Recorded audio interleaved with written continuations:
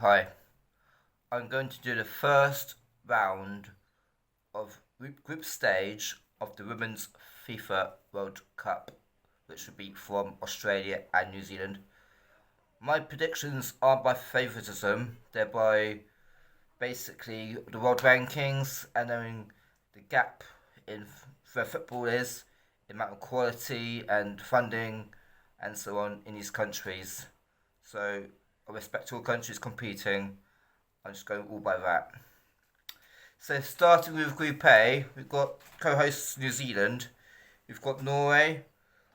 This game could be closer than I predict, but I have to go with New Zealand nil, Norway 3.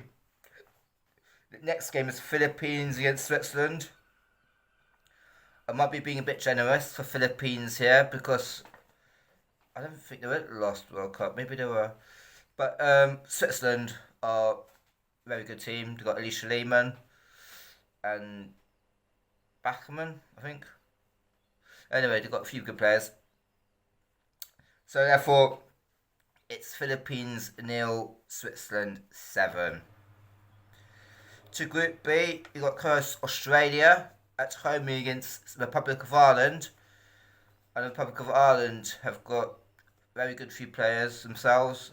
Australia got Sam Kerr, who's at Chelsea, of course. Yeah, but my prediction is it's home advantage. It's going to be Australia 3, Republic of Ireland. I hope opposite way around, but I know it's not going to be.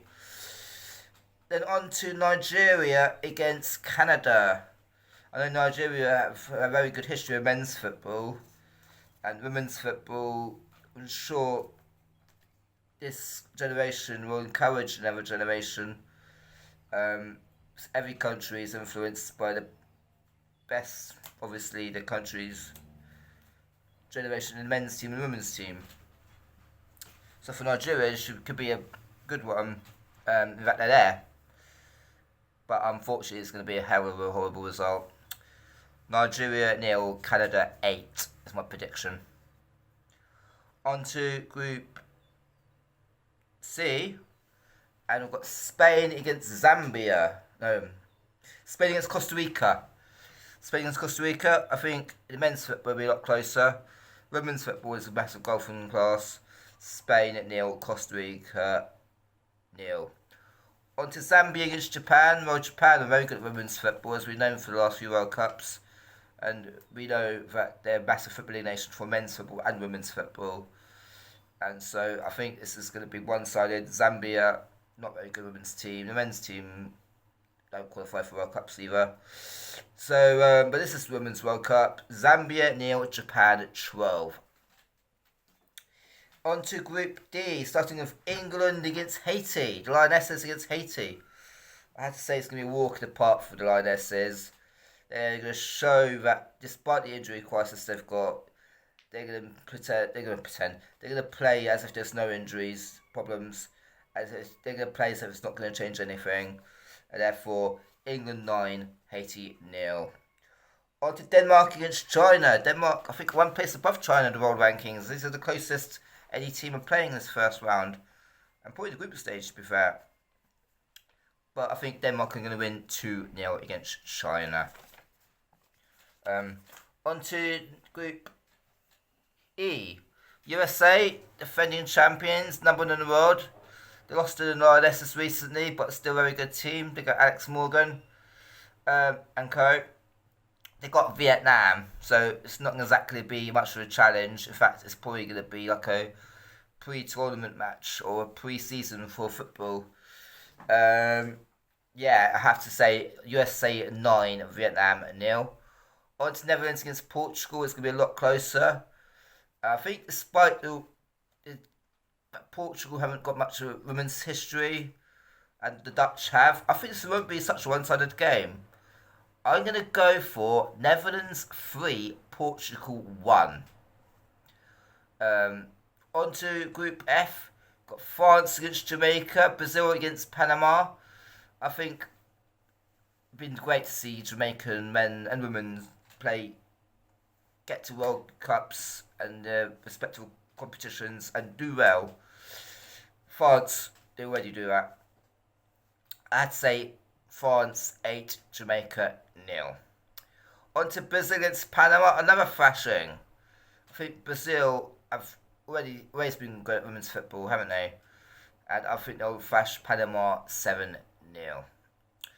On to Group G, we got Sweden against South Africa. South Africa are mainly known for the rugby and the cricket, not so much for the football. The last Men's World Cup they qualified for was 98.